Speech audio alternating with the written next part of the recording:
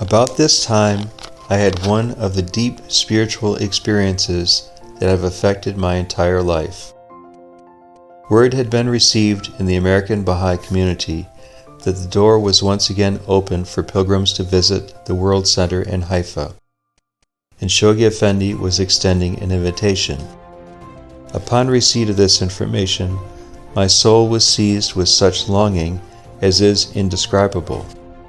However, still firmly attached to my material civilization, I assumed that it was financially impossible to accept such an invitation. Oh, if I had only had the detachment I now possess, I would have had the privilege to meet and know Shoghi Effendi, but I denied myself. The average American goes into debt for house, car, appliances, vacations, and everything else. But for the most precious and holy spiritual gift of all, he cannot afford it.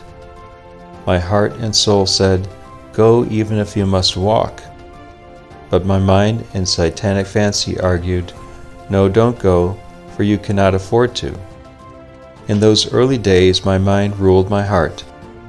But such was my inner agitation and longing that I soon could think of nothing else but Haifa, Baji, Akka, and Shoghi Effendi.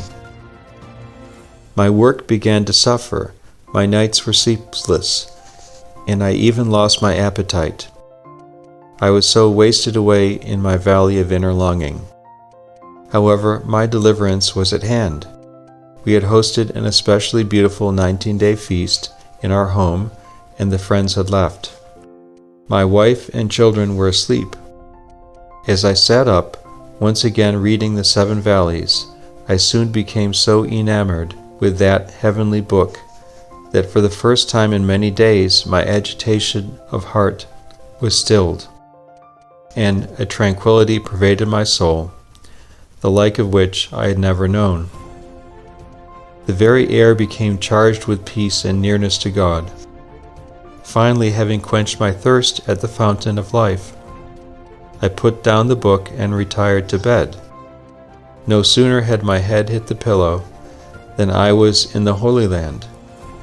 I fully realized that my body was in Great Falls, lying upon its bed, but my spirit, flying free, had accomplished what the body refused to do.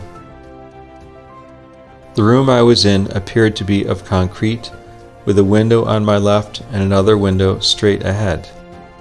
The window on my left had a very low, wide ledge. Upon this ledge was lying the Blessed Beauty, Baha'u'llah. How I prayed, but still he lay with his back to me. Then in my dream, I went out of the room to tell Shoghi Effendi. He said, "You go right back in and pray for someone other than yourself." This time, the Ancient of Days was facing me, and the reality of prayer set aflame my entire being as I prayed for others with complete abandon. That beautiful face was beyond description, but most extraordinary were the eyes. Now, for the first time in my life, I knew adoration, devotion, and selflessness. As my prayer raced heavenward, such heavenly singing was heard surrounding me that the roof of that room opened up and I felt myself ascending. I realized my body was upon the bed in Great Falls, but it seemed to me that not only my spirit but also my body was rising. Upon this realization, the vision ended and I came back so abruptly that I shook the bed and awakened my wife. I closed my eyes and cried out, "O Baha'u'llah, please come back, and I vow that my body and myself will not be allowed to interfere." But the vision had ended, and I fell into a deep and dreamless sleep. Having made this spiritual pilgrimage, my heart was at rest, my soul content.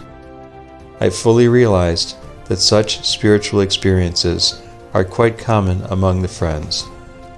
And I also know that the meaning of these experiences is for the heart of the recipient. But I have recorded this incident here because in my life it has been a guiding light, and it will always remain confirmation of the nearness of God. My job took me and my family briefly to Oklahoma, where we assisted in the Baha'i work in Oklahoma City and Tulsa. One thing I learned there is that the problem of prejudice is a very sharp two-edged sword. Not only is the white edge used upon the black, but also the black edge upon the white. Both sides can cut and wound a human heart with equal severity. Equality of race is built on mutual trust, mutual love, mutual respect, and mutual understanding. This does not mean that we as Baha'is must wait for these qualities. It means that even with lacerated and bleeding hearts, we must persevere in the battle, using our limitless ocean of love to establish that equality so necessary to world unity. We, the lovers of the one true God, must build into the world through our actions the supreme edifice of unity. From Oklahoma, we went directly to the great never-to-be-forgotten World Conference in Chicago, where we were privileged to meet Amatul Baha Ruhiyya Khanum, Hand of the Cause of God and the wife of the Guardian, and be anointed by her own hand on behalf of Shoghi Effendi. The Mother Temple of the West was being dedicated, and how happy I was remembering that as a child I had saved my pennies to help build it as a gift to humanity, that all men might enter arm in arm, heart to heart, in adoration of the one supreme God. That conference also saw the launch of that Child of the Guardians, the world-encircling 10-year crusade. In discussion with Dorothy Baker, and later on the platform in front of the conference, my wife and I dedicated ourselves to the accomplishment, God willing, of all the tasks given us by our guardian in that crusade. One night, my wife and I consulted to see which of us would go to hear Amatul Baha, and which would stay with the children in the hotel. Of course, I won the hotel. That evening, when all was quiet, I made up my mind that I would take advantage of this opportunity, and as a fitting reward for missing the meeting, I would pick the best place in the entire world, Pioneer. I laid the world map out on a hotel room floor and carefully eliminated all the undesirable spots, finally ending with Tonga Island in the South Pacific as my selection. A climate semi-tropical, a queen, a radio station, possible work, and relatively free of insects.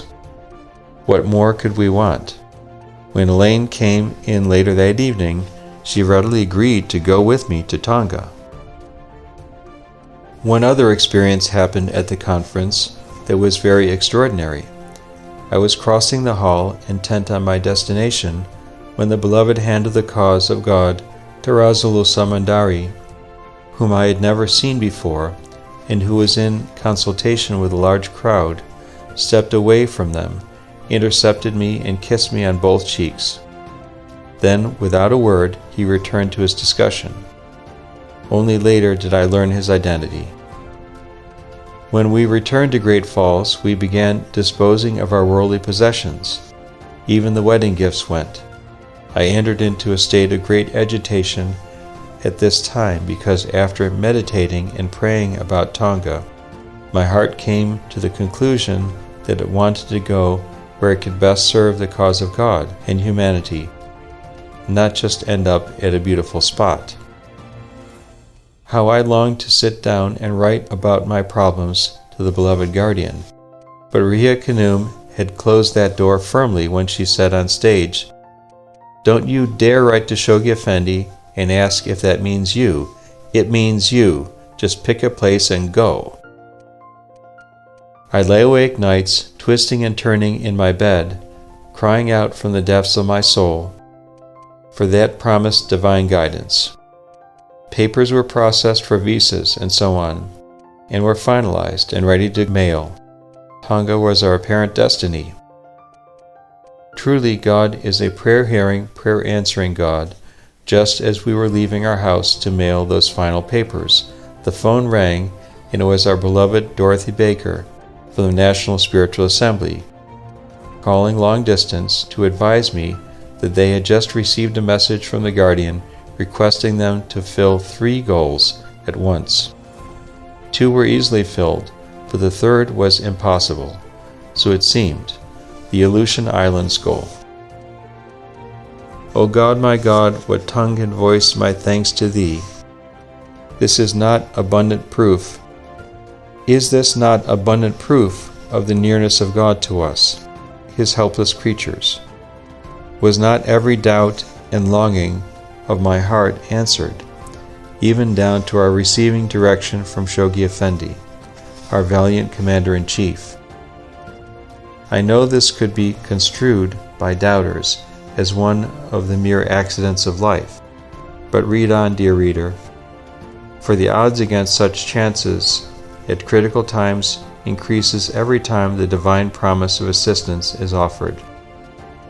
After many years of active service to this cause of God, I can, without the slightest reservation concerning Baha'u'llah's promises, state that verily God keepeth His promises. Our directions were confirmed, our employment terminated, our junks sold or abandoned to those who desired it. Day followeth agonizing day, but our third child, who was now overdue, was quite comfortable in his little nest beneath his mother's heart. Finally, the doctor decided it was long enough and sent Elaine to the hospital to induce labor. Within a week of the birth of our third son, we were off to Butte to say the last farewell to my mother. Somehow I knew I would not see her again on this mortal plane, and my final prophetic words to that dearest of persons was, God willing, I will be with you again in heaven.